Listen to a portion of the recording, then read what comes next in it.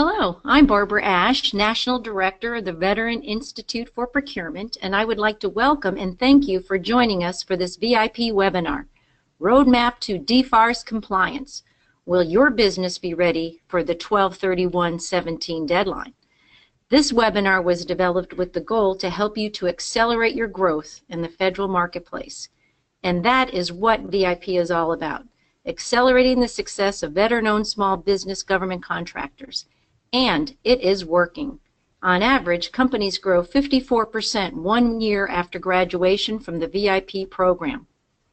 VIP offers 5 different curriculums to give veteran-owned small businesses the tools they need to win government contracts. Programs are held in the Washington, D.C. area, just 11 miles from the White House.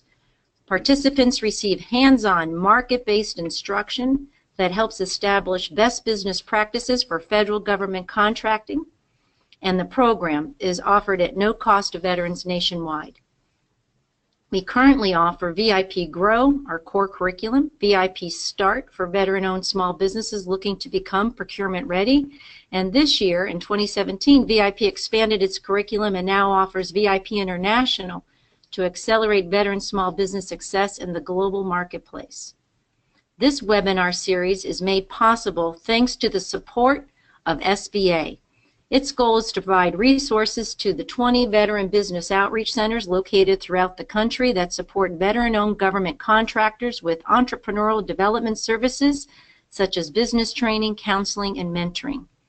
And it is also a resource for the VIP alumni to ensure their continued success in the federal marketplace.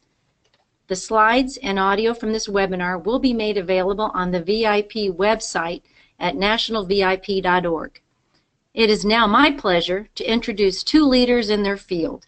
Payal Vadhani leads the Technology Risk Services practice at Aronson and is uniquely qualified to address issues related to cybersecurity and government compliance.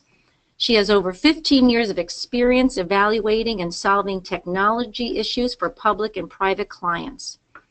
She is also joined today by her colleague, Renzo Portella, who has focused on technology compliance issues for over a decade.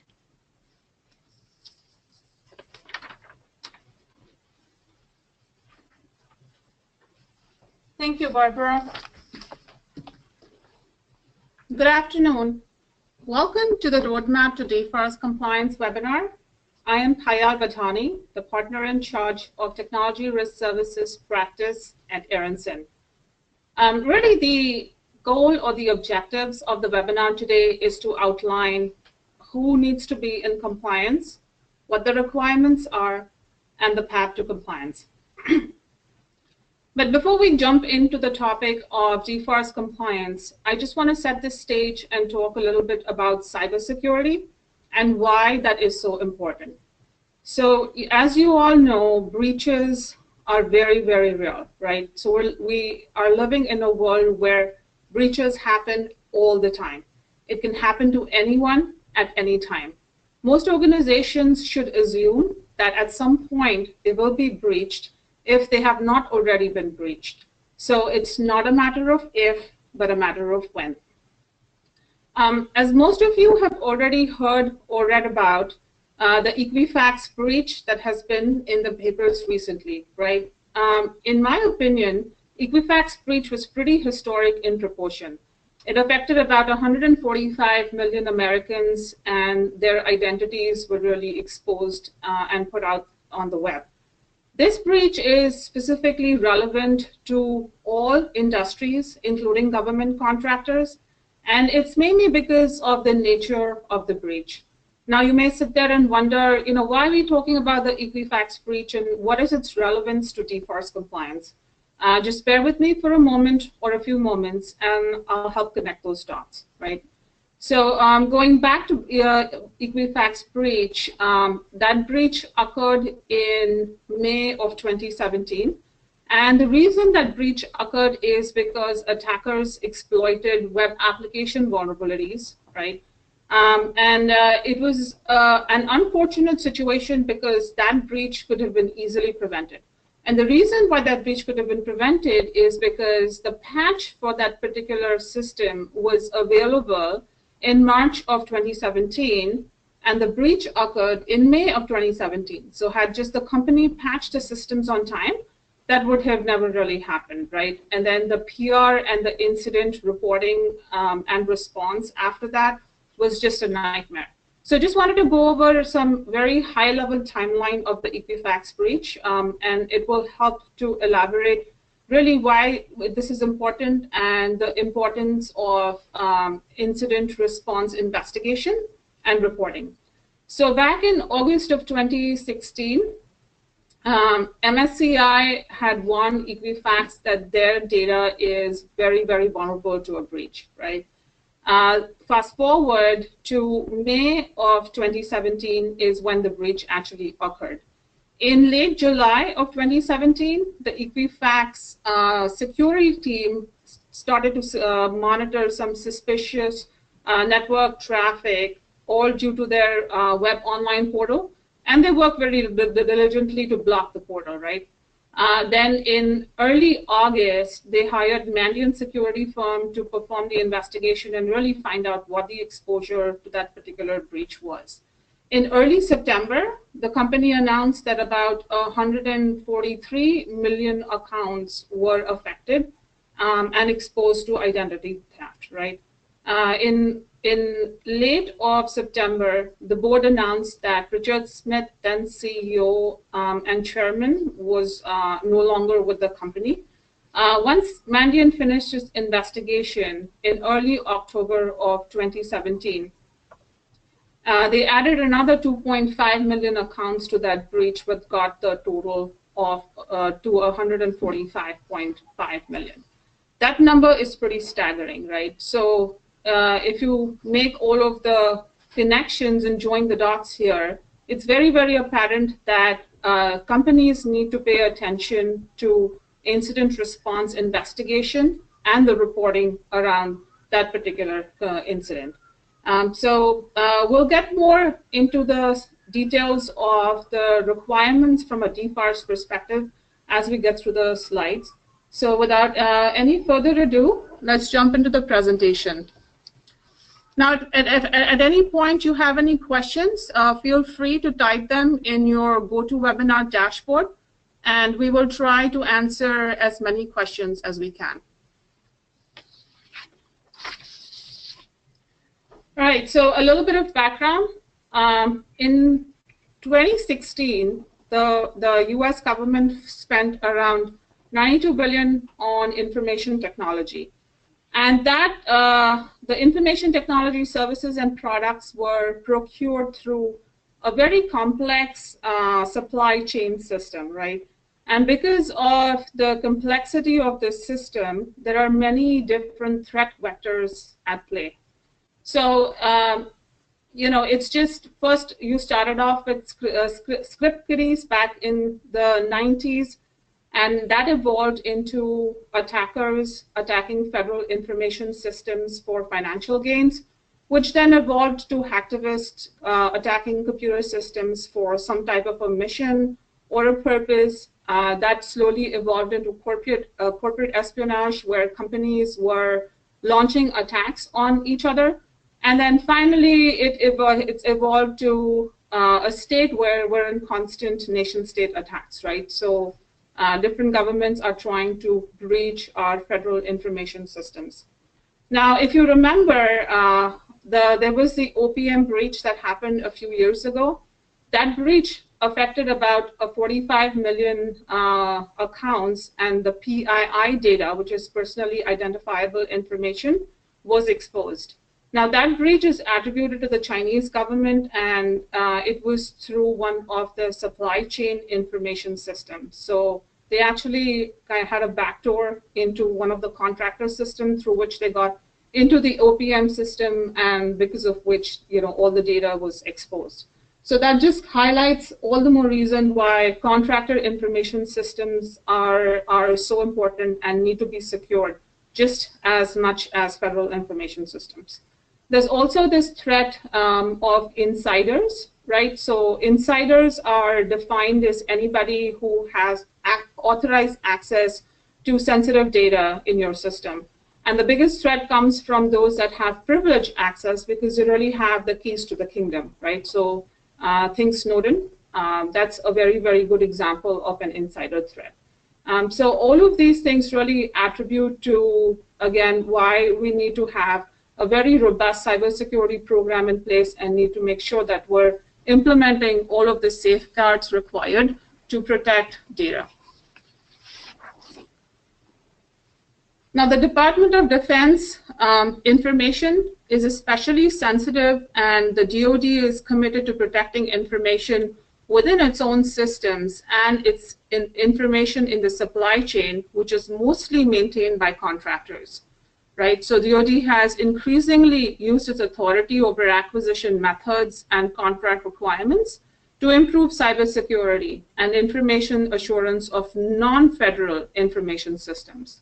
So the Defense Federal Acquisition Regulation Supplement, DFARS, provisions and clauses demonstrate how acquisition planning and contract administration are used to really require NIST 800-171 security controls and to establish some sort of cyber reporting procedures and requirements in order to secure DoD information from the supply chain.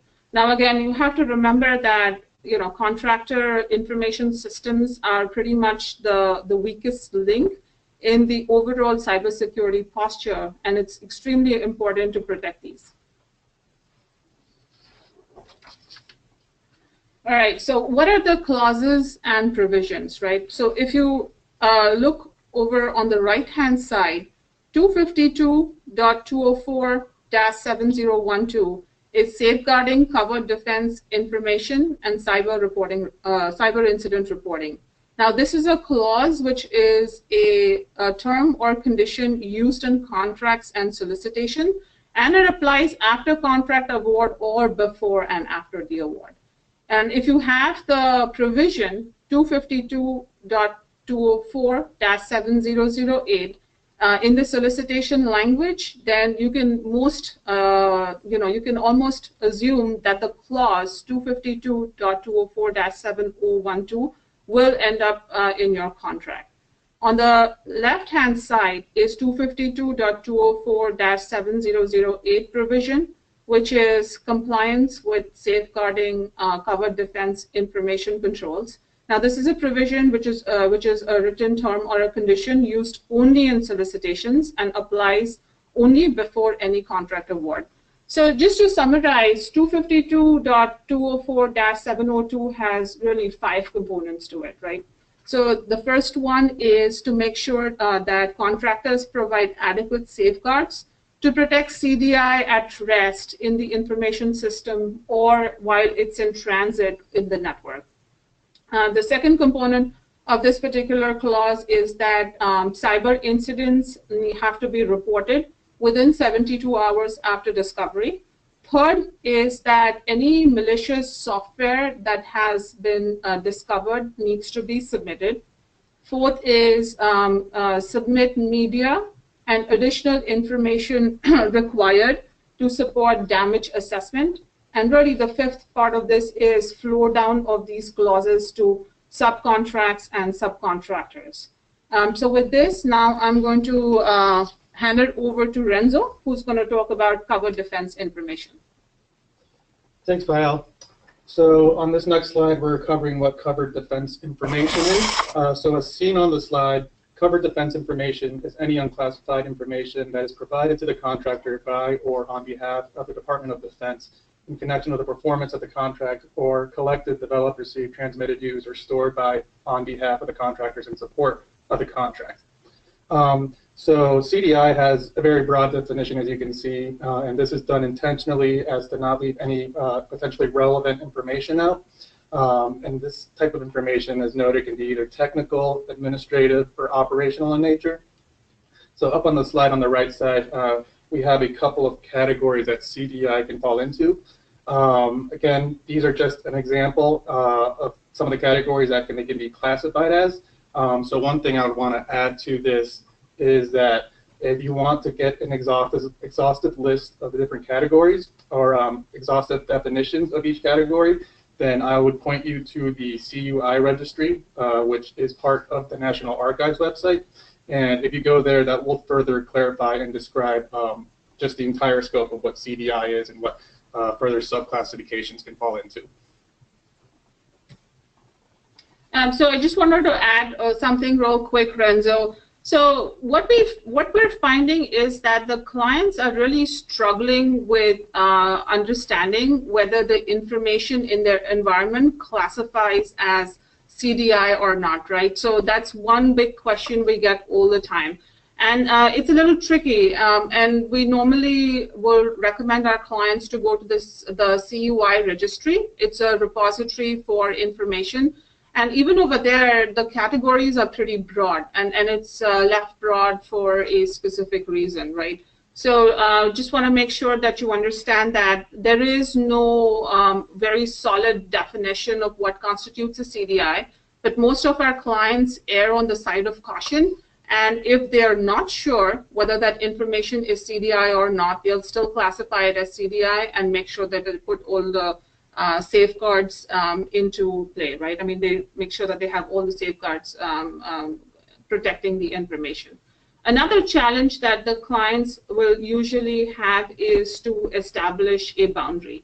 So what that means is that once they understand, you know, what is deemed as CDI and where it resides on their network, then they have to figure out whether it covers the entire network, it's a different segment on the LAN, or some combination. And that is also one of the areas that we've seen our clients struggle with. And my recommendation is usually that if it's an option to segment the LAN, put the CDI into one part of the network, and that will become your boundary. If not, then the only issue with that is that the entire network comes into scope. So before we move on, we have one question on the screen here. Let me just read that to you and answer.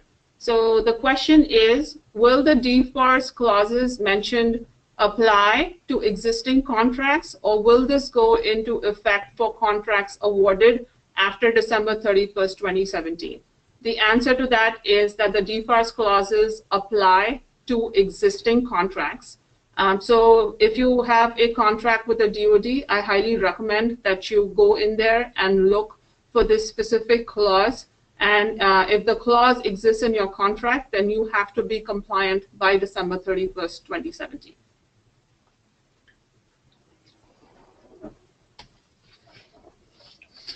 So on this next slide, we're covering whether DFARS applies to my organization or not. And this is by no means a complete checklist, but these are just some examples of why you might fall into the compliance category, and you need to be compliant with the rules. So if your organization is a Department of Defense contractor, there might be a slim chance they haven't given you any CDI, but it's probably not very likely. So it's something you definitely want to look into, as well as if your company is working with CDI, UCTI, most likely that would have been mentioned to you as part of that contract, but most likely a lot of the firms we work with are working with that, so it's absolutely going to fall into scope.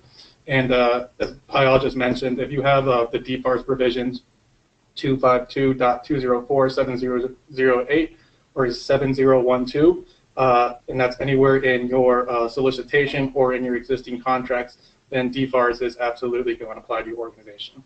And one of the things we've seen with a lot of clients we've worked with is that although they might not have the specific provisions within their solicitations or their contracts, they are working on implementing some of the 800-171 framework to be ready in the case that they do get those clauses in their solicitations or contracts coming up. Just one thing to add there real quick. So the final rule, which was published on October 21st, 2016, states that the NIST 800-171 controls have to be implemented as soon as practical, but no later than December 31st, 2017. So really the end of the year is the deadline. Now we have one more question that's come in. I'm going to read that real quick. In fact, two, but they're similar in nature, so let me take this one first. It says, I'm a general contractor. Would a set of construction plans, drawings provided by the government be considered UCTI? The straight answer to that is yes.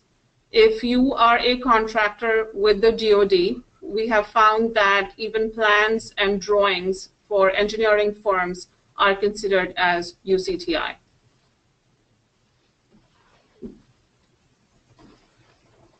Okay.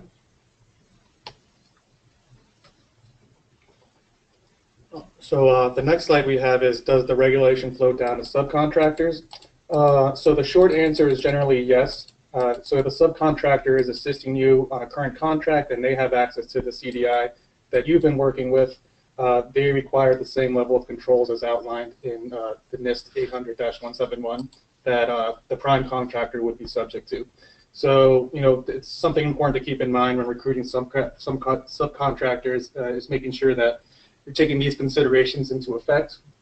And so, you know, some people can even go as far as to request documentation or evidence from the subcontractors they're hiring to see that they comply with the NIST 800-171 regulations.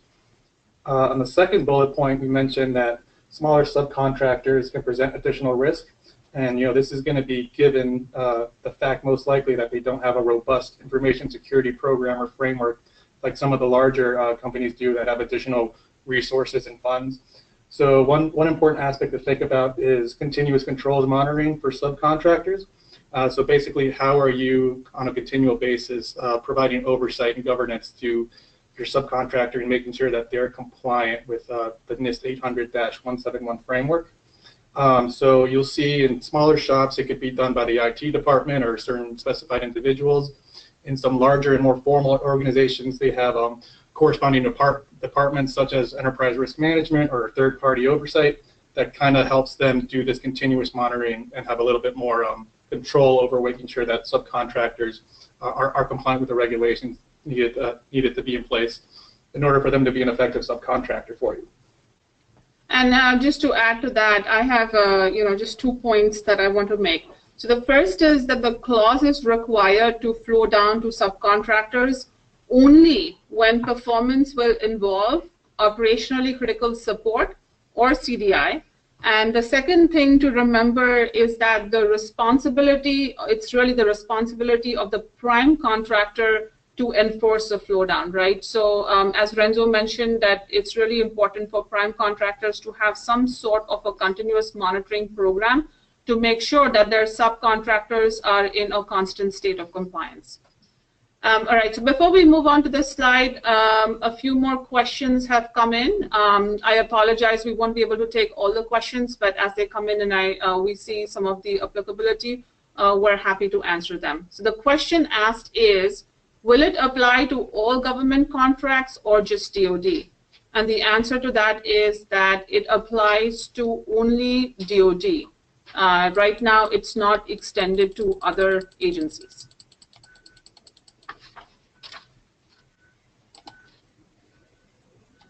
Okay. So the next slide we have is whether the regulations apply to cloud service providers. So if a contractor is using CSP for short to meet a DoD contract requirement, the CSP should meet security requirements equivalent to those as established by FedRAMP. And FedRAMP has low, moderate, and high baselines to be in compliance with. So for the purposes of the NIST 800-171, we say that you need to have at least a minimum of the moderate baseline. And if anyone's familiar with the website, that outlines the specific requirements that are needed for each category there. So again, if you're using a CSP as a subcontractor, again, you have to meet the cyber incident reporting guidelines. As Payal went over earlier, you need to be able to produce the malicious software or present them a copy of what was found in your environment. Any media that was found to be infected, you have to preserve and protect it. And then again, you have to do this in the timelines established, which is a 72-hour threshold that the regulation states. So we have a great question that's come in. So the question that's asked is, as a small business, if we use a shared cloud storage, such as Microsoft OneDrive or Dropbox, do we need some type of verification or certification from these kinds of vendors? And the short answer is yes. right? So if you're using any cloud storage solutions or other cloud applications such as Office 365, you have to make sure that you're using a version that is FedRAMP moderate baseline compliant. These versions, getting these versions for your business might be slightly more expensive, but it is required for your compliance with DFARS, and just make sure that you are actually working off of a version that is FedRAMP compliant.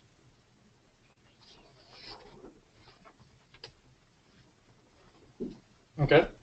So next slide talks about what control framework we should use. So as we've mentioned a couple of times, it's NIST 800-71 is really the subset of controls that you need to put in place here.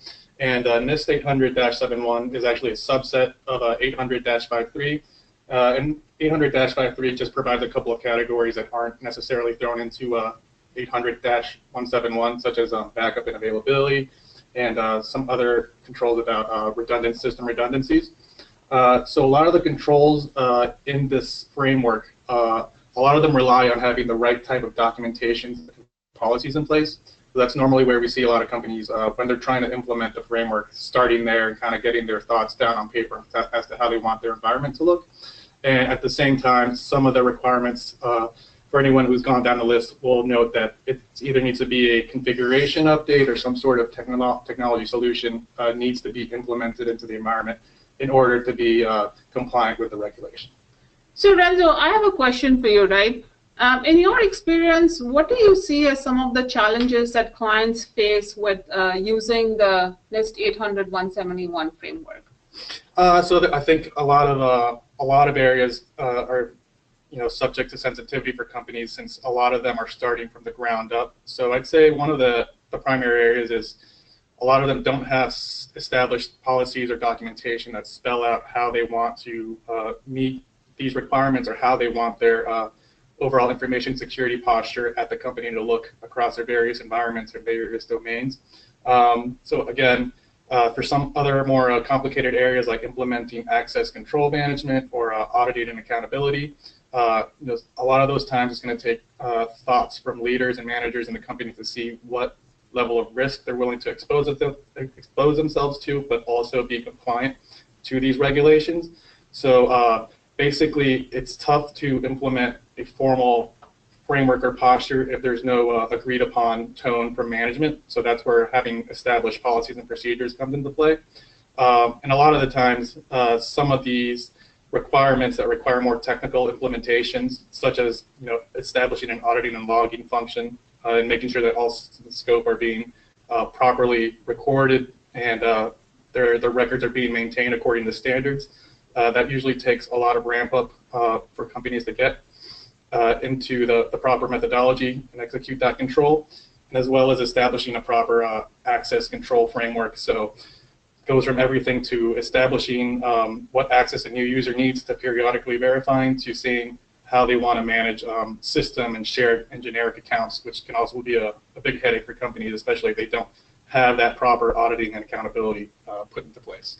Great points, Renzo. Thank you for that information. Though I'd like to add one thing that I usually see, a common thing with the clients is when they do the assessments and they're trying to interpret 800-171 controls, they tend to kind of be at a higher level, but you need to really go a little deeper into what the requirement is of the control, and make sure that you're doing your analysis with respect to that deeper level of understanding, right? So again, I'd like to stress on the fact that it's extremely important to make sure that your interpretation of the control is valid, and that you have some controls expertise in-house that is helping you through that whole process. Definitely.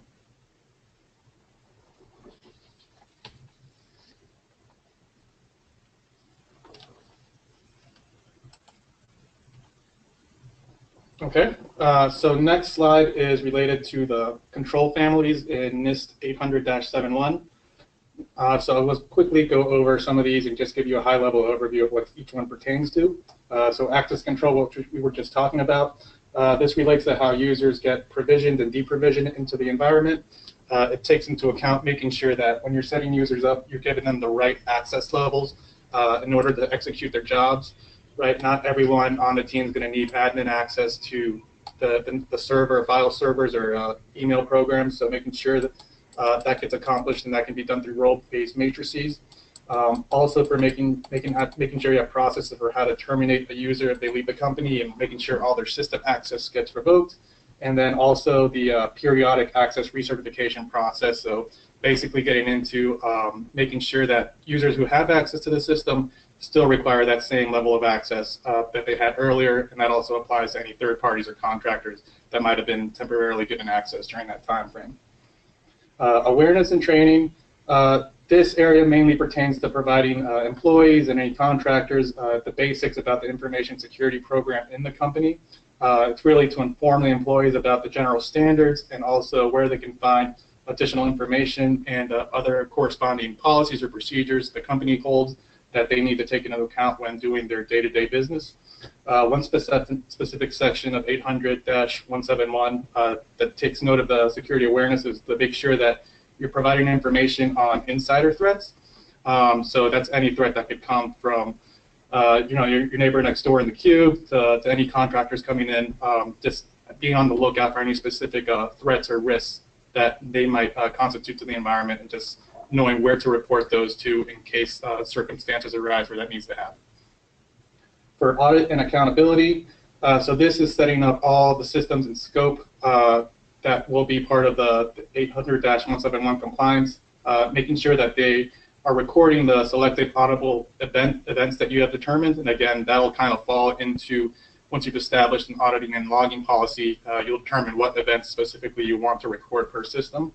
So you want to make sure that those are, one, the events are actually occurring, two, the logs are actually being created, and if you're going as far as to sending the logs to a further term archive system, making sure that that process is working well, and also establishing any internal procedures in terms of periodic reviews of these logs, whether it be a manual review or you're leveraging a third-party system for that, making sure that those are all carved out and into place. And again, recording and retaining those, especially retaining those logs for the necessary period of time. For configuration management, this deals with setting up systems, whether they be out of the box or coming off of a customized off-the-shelf solution. A lot of this goes into creating configuration baselines, which would get applied to any new systems being rolled out into the environment. Also making sure that there's good version control on those, and seeing if there's a way to determine if a system should change configuration, letting the admins and management know that that system was, who did that change, when did it happen, and if it was approved or not. So auditing and accountability, we know that's a huge piece of being compliant, and if anything should ever go wrong in terms of an incident happening, you can always go back to your audit logs and kind of trace the steps that happened and be able to provide some answers to stakeholders. Configuration management, sorry, I just went over that. Identification and authentication. So there's be some overlap here with access control, but this is how systems will trace individual accounts. And again, this also goes hand in hand with auditing and logging. So kind of understanding how users will be identified, kind of spelling out whether users are allowed to have one or more same IDs, how system and shared accounts get managed, overall how the user is authenticating to the system. So this is also getting into establishing that password control policy, getting to the specifics of that, and also establishing whether multi-factor authentication is going to be needed for the environment, which as part of the regulation it will be. Incident response, I think this one's pretty self-explanatory, and Payal covered it a little bit earlier, but it's important to go over again given its applicability to the regulation. So making sure that once an incident does occur, everyone's on the same page in terms of next steps to take, how to fix the immediate issue, how to investigate, who are the right people to alert, and then communicating that incident with if necessary, with the government authorities, and providing them the necessary data they need, such as if there was malicious software involved or corrupted media, making sure you're able to provide that information as well. And one last piece about that is being able to test the incident response plan on a periodic basis to make sure that should something occur, the capabilities are actually there in the company. So then we have maintenance. So maintenance is the process for your keeping your in-scope systems up to date. So again, Payal covered the Equifax breach. That goes big into the patch management function was not working appropriately there for some reason, and they did not update the system in what would have been a good timeline and been able to prevent this attack there. Next, we have media protection. So this relates to any system media that's used across the environment, and that can relate to external hard drives or hard drives that are removed from laptops, any USB flash drives, or anywhere that you're carrying system data outside of in-house systems, basically, that wouldn't leave off-site. Making sure that those are protected appropriately. Personnel security, that's just getting into, are you doing proper background checks on employees prior to them gaining access to your environment? If they're going to have access to CDI or CUI, is there any additional vetting that's occurring? And then just making sure that when users leave the organization that their access to any CUI, CDI is properly removed. And that, again, overlaps a little bit with access control as well. Physical protection, basically physical security for the company. So this is making sure that any laptops or system media that would be used on a day-to-day basis, that's behind appropriately closed doors, or you need a special badge access to get to areas where CUI is being used. Making sure that there's an audit log or some sort of accountability for users or employees going into and out of facilities. That of course gets into making sure that visitors are properly escorted around the facilities when needed, and that visitors are being properly logged, and those logs get retained and stored by appropriate parties as needed so they can be reproduced in case they are asked about. The next area is risk assessment. So this is basically, on a periodic basis, is the company assessing risk to its different areas. Again, this can be done by, depending on the size of the organization, by the IT team, or there can be a separate enterprise risk management team. And this is, again, it's a periodic exercise, but it's really ongoing, as the risks are always going to be present in the organization. So just making sure that those risks are documented, and if there's a specific known vulnerability identified as part of those risk assessments, that there's a plan of action in order to remediate. Security assessments kind of overlap a little bit with risk assessments as well. And it more pertains to, once you've set up your proper security control framework, how are you making sure that those controls are operating effectively on a periodic basis? So again, this can be done through third parties or enterprise risk management, or as you'll see in a lot of bigger companies, the internal audit function executes this for internal groups as well. Systems and communications protection. This deals largely with just locking down your network to make sure that it's secure. I think there's 17, 18 rules. A lot of them are just dealing with making sure that firewalls are set up appropriately, that the management is aware of where their network endpoints are, making sure that ingress policies are appropriate, and basically just locking down so that only access has to be specifically provisioned by IT or management in order to gain access to that network in the first place. And again, that includes any access for third parties or contractors coming on site. And then system and information integrity. Again, this overlaps a little bit with some of the security assessment and risk assessment, but it gets into making sure, how are you making sure that your systems are secure and haven't been corrupted? Part of that is installing antivirus, making sure that those patches are up to date. If you're using intrusion detection systems, making sure that those are up to date. And also it brings into account whether companies are using any additional third-party tools or vendors in order to execute additional vulnerability scanning. So we know Rapid7, Qualys, these are some of the commercial products that accomplish this feat for companies. That was a lot, Renzo, but thank you for that information. Just one thing that I wanted to point out from an 800-171 perspective is that we're finding that companies are struggling in three main areas, right? Just wanted to bring that up so that you're aware. The first area that companies are struggling with is the requirement to have multi-factor authentication. So what I mean by that is, any privileged system access, either at a local level or the network level, has to go through multi-factor authentication. And then any network access has to also go through multi-factor authentication. So just keep in mind the requirements for these for this specific category, and make sure that you have the right tools and technology that can support multi-factor authentication. The second area that we're seeing a lot of clients struggle with is the FIPS validated encryption. If you are bringing in a new product in your environment to encrypt CDI at rest, make sure that it's FIPS validated. Also, one word of caution here is that every time you do a patch upgrade or a OS level upgrade, the encryption, the FIPS encryption becomes invalidated, right? Because those the patches or the higher level OS versions are not validated by NIST. So that's another thing that you need to keep in mind. And then the third thing that Renzo talked extensively about is auditing, logging, and monitoring capabilities.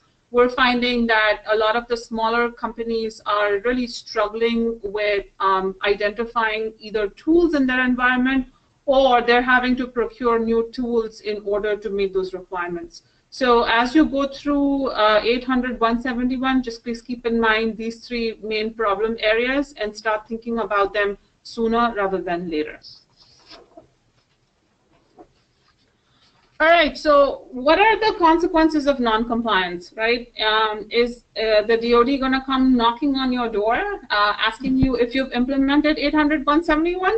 The answer to that is no, but there are checks and balances that the DoD has in place to make sure that you're compliant, right? So, and some of the consequences is that you may be debarred or disqualified from any new DoD contracts, right? And then when you are also selecting your subcontractors, make sure that you select your right teaming partners that can be compliant or that are compliant, just so that you are in a competitive position as compared to your other competitors. So a few things that can happen is when there are solicitations or bids, the contracting officer can request you to submit a system security plan or SSP, and also the plan of actions and milestones. So these are the two documents that you will be asked to submit to show your level of compliance with 800, 171, right? And if you're able to provide these documents and show that you're well on the path of compliance, you should be okay. So that's another check that the DoD might do in the future. And then there are also from from a legal counsel perspective, there are lots of other consequences for non-compliance. So it could be anywhere from breach of contract, liquidated damages, termination for default, termination for consequences, or poor past performance ratings from the government. So any of these could be the results of non-compliance. All right, so before we move forward, there's a question or a number of questions that have come in, and I'll just try to get through a few. One of the questions asked is there an assessment tool that can be used? The answer to that is yes. The DoD does provide an assessment tool, and apologize, it slips. I can't remember the name of the tool, but if you go on the DoD website and do a search on DFARS compliance assessment tool, it should definitely bring you up those results. All right, so another question is this a repeatable process for most companies, or will it be a customizable approach for each organization? How may we lessen the burden if we are small, right? So the straight answer to that is yes, it is absolutely a repeatable process. It's all of the heavy lifting needs to get done up front while you do your assessment and your remediation and while you're on the path to compliance. But once you're done with all of the heavy lifting, then it's just a matter of continuous monitoring and making sure that all of your documentation is up to date and actually reflects your current IT environment. So what that means is making sure your policies and procedures are up to date, making sure your system security plan or SSP is up to date, and your plan of actions and milestones or POAM is also up to date. All right, so what is the cost of compliance to my organization, right? The cost of DFARS 252.2047012 compliance is considered an allowable cost under FAR, cost accounting standards. There's a ton of different resources that you can get guidance on to see if you are eligible to recover these costs. And we're happy to provide the exact websites where you can get this guidance, and we'll be sending that out in a separate email a bit later. So, are there any allowable exemptions? The good thing, or the good news about the 252.204.7012 is that the DoD will allow alternative but equally effective security measures to be implemented, right? So this is really, it has two parts. The first part is, if you do not want to implement all of 800.171 controls, then that's okay. You just have to implement alternative but equally effective security measures, right? And then the second part of the equation is that if you do decide to implement 800.171, and there are certain controls that you do not think are applicable to your environment, then in both these cases, what you need to do is submit a written documentation to your contracting officer with the rationale as to either A, why you don't think you want to implement 800.171 and what your alternative controls are, or B is why would certain controls not be applicable to your environment. Once you submit it to your contracting officer, then he or she will then forward it on to the office of the CIO of the DoD for review and consideration. And once they come back with their decision of either approved or denied or what have you, they will communicate that back to you. But as soon as you get that information, and if you are approved for your exemptions or your alternative security measures, it's really your responsibility to communicate that decision and the specifics of the request to your subcontractors if you're the prime, or if you are a subcontractor, to communicate those back to your prime contractor.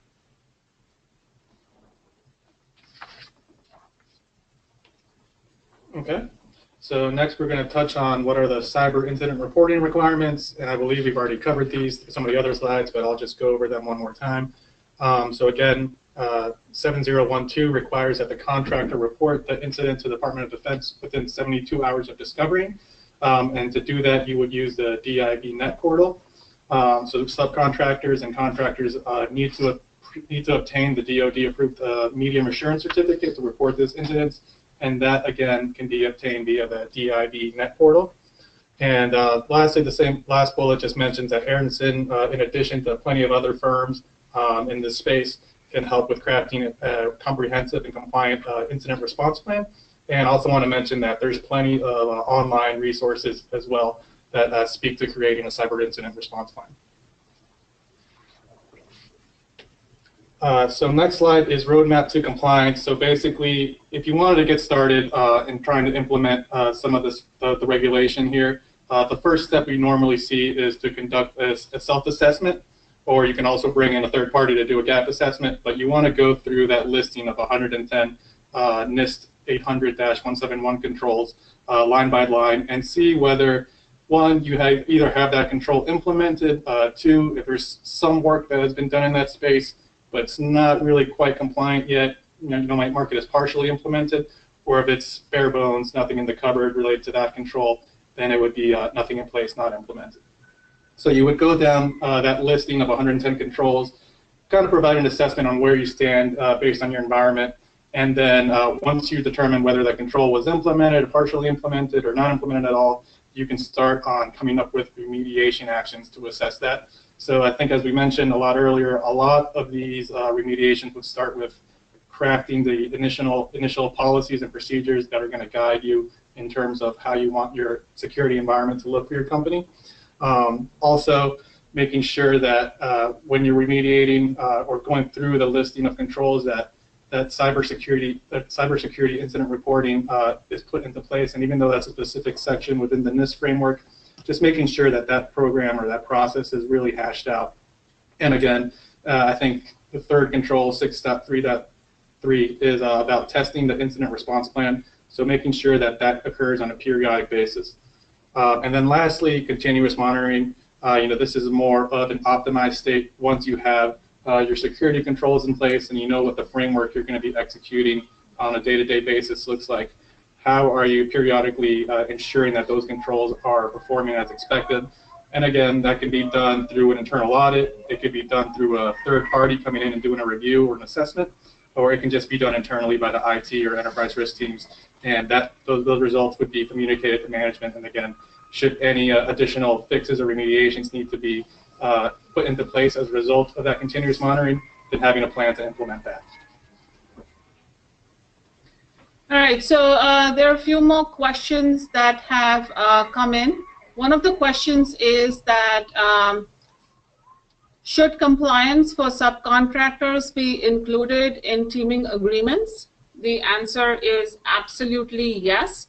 Since the clause flows down to subcontracts and subcontractors, you want to make sure that in your agreement with your subcontractors that you have very, very specific language that states that they have to be in compliant with the clause, right? So remember I talked about the 5 components of the clause, and one of them is flow down. So because of that flow down, you have to keep in mind that it has to be included within your teaming agreement.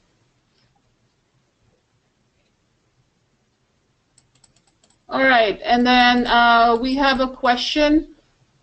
What is a typical cost to a single member LLC home-based working from their laptop and perhaps a cloud-based drive like Google Drive or OneDrive? Very interesting question. So before we start talking about the cost, the first thing I'd ask is that, are you 100% sure that you have CDI, right? That's the first question you have to ask. The second question you have to ask is that, is this specific clause in your contract because of which you have to now be compliant? And if the answer to both those questions is yes, then I'm going to just say that the cost really would be dependent on how much time you can allocate in performing an assessment against 800-171 controls.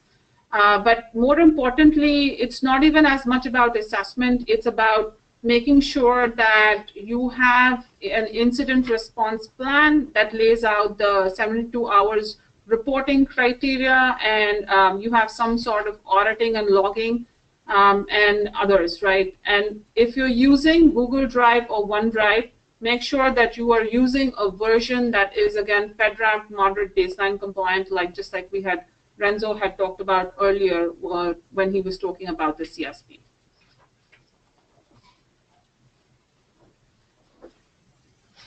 So moving on to the next slide. This final slide over here that I have, what it does is it really frames up what a robust cybersecurity program should look like. So, on the top you have security governance, and then you have strategic management and integrated operations. So under strategic management, you have security strategy and objectives. That would be your security strategy plan. Security policies and procedures. Renzo has talked in detail about it when he covered the various NIST control families. Compliance is obviously compliance with your policies to make sure that users understand their responsibilities of protecting corporate information assets. Security awareness is straightforward, making sure that everybody is trained on their security responsibilities. And business continuity, have a plan or some type of a contingency plan to make sure that you can still be in operation should you get hit by an incident. On the right-hand side is integrated operations, and I'll just read through real quick over here. Security architecture and operations, make sure you have security requirements within that. Security controls is pretty much the controls from either 800-171 or 853. Access management and threat intelligence, both those topics Renzo covered in detail when he talked about the different NIST families. Third-party management is to basically manage risks associated with third parties and your suppliers. Data protection is added level of protection to protect the crown jewels in your organization. And then incident response and communication, again, throughout the presentation, I think we've touched a lot on this one specific topic. So with that, we are wrapped up with the presentation. We can take some more questions if folks have anything else.